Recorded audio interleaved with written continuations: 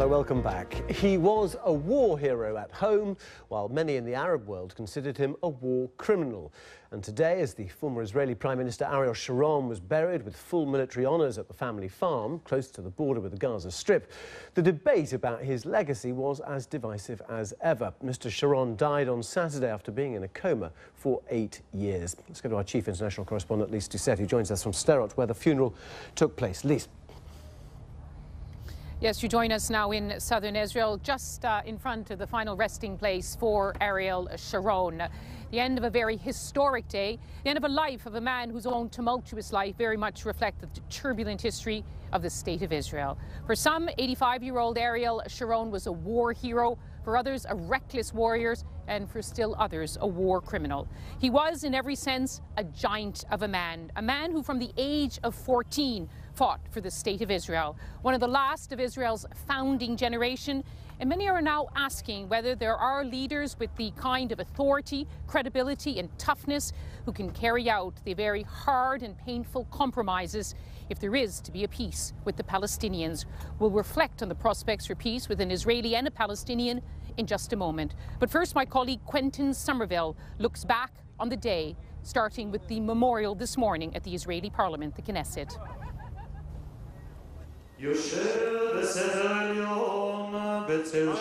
Ariel Sharon's coffin arrived at his beloved Sycamore farm among the rolling hills of southern Israel. It was a time for family grief, but this too was a funeral with full military honours. For Israel, Sharon is one of its greatest battlefield heroes.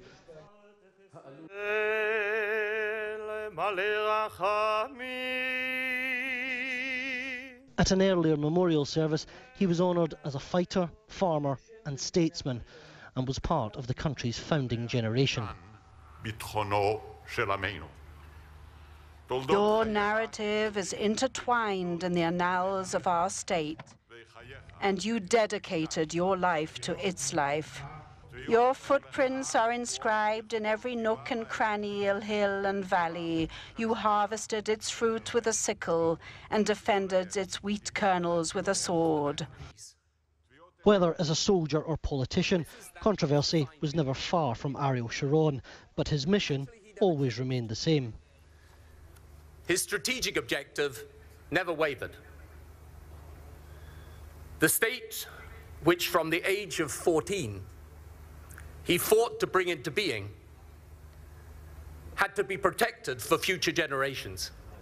Ariel Sharon was as much a farmer as a fighter. His connection to Israel's land was visceral, and here on Sycamore Farm, where he spent much of his life, is his final resting place, on a hillside, buried beside his wife, not far from Gaza. And the risk of missile attacks from Gaza meant warning sirens were placed around the burial site. Palestinians have been celebrating, not mourning his passing. For them, he remains a warmonger, not a war hero. His journey here to his final resting place carried him past the scene of his earliest battles. Controversial to the end, Israel and Ariel Sharon travelled through history together. Today was a day of solemn ceremony and exceptional security. Rockets were fired from the Gaza Strip just a few kilometres from here, hours before the start of Ariel Sharon's funeral. And after it ended, 2 more rockets were fired into this area as well, underlining again, if it needed underlining, that these are 2 peoples yet to make peace. But is it possible? We're joined now from Ramallah on the West Bank by the veteran Palestinian politician Hanan Ashrawi of the Palestinian Legislative Council, and from Jerusalem by Dani, Dayan, also a political activist and the foreign envoy for the Settler Council known as the Yesha Council. Welcome to both of you. And if I could start with you, Dani, Dayan, some of the Israeli newspapers are saying today that if Ariel Sharon had lived, he would have disengaged also from the West Bank. Do you think that a disengagement, even a future Palestinian state, is on the cards? You're on very similar lines, don't you? No, I don't think so. I think that he would have learned from his mistake. Look, Ariel Sharon, his entire life, wanted to grant Israel, the Israeli citizens, security and peace. He succeeded to grant that security after the horrendous terrorist attack in the Passover celebration in 2003, when he at last launched operation to give us security, but when he tried to give us peace, he was not reciprocated by the Palestinians. The Palestinians could have established in the Gaza Strip the Singapore of the Middle East. Instead of that, they make a decision to convert the Gaza Strip into a mini Somalia, a terrorist state that its whole purpose is to be a launching pad for an aggression against Israel. Therefore, I am sure that Ariel Sharon would have learned the lesson from his mistake and would have not done the same thing in Judea and Samaria. But do you think that Israel now under Netanyahu can make a peace deal? Well, Israel is willing to make a peace deal. The problem is that, again, for the 10th or 12th time in history, the Palestinians do not reciprocate. The Palestinians refuse to recognize Israel, the most basic thing, as the national home of the Jewish people. As a matter of fact, they refuse to recognize the existence of a Jewish nation that has roots in this land. So under those circumstances, when for 65 years they keep using the refugees, not the refugees as a matter of fact, the descendants, the fifth generation, as a bargaining chip, living in squalid conditions in order to prevent an agreement, then how can we agree? You need two to tango this. Well, let's bring in Hanan Ashrawi. Hanan Ashrawi, as you know, the U.S. Secretary of State John Kerry is trying to bring Israelis and Palestinians to a framework deal, if not a final peace deal. Do you think it will happen this time?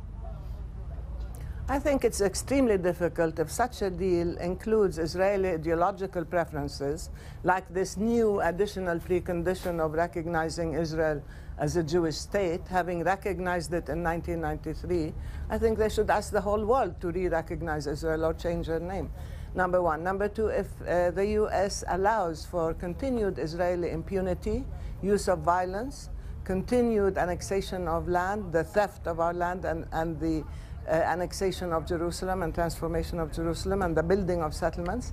If Israel continues with these violations, no peace agreement can incorporate not just such blatant illegalities, but also such an injustice that will create even further violence. The thing is, do we want to end the occupation? Do we want to have Israel comply with international law and the requirements of peace? Or is this just another exercise to buy more time for Israeli unilateralism and violence, which of course Sharon was the greatest symbol for, having used it all his life on the basis of power politics. When you have 46 years of impunity, of violence, of control, of power politics without any accountability or intervention, the only way to have real peace is to undo all these issues that lead to violence and instability. And therefore, I think unless the U.S. is willing to exhibit the courage and the political will to stand up to Israel and to bring it to compliance, it'll be extremely difficult. Courage and political will, that's it's being said, is needed by leaders and by peoples on both sides. I'm sorry, we don't have more time to continue this debate, but Hanan Ashrawi in Ramallah, Dani, Dayan in Jerusalem. The world, and indeed Israelis and Palestinians, will be watching in the months to come. And that's all from us here in southern Israel. Lise, thank you very much.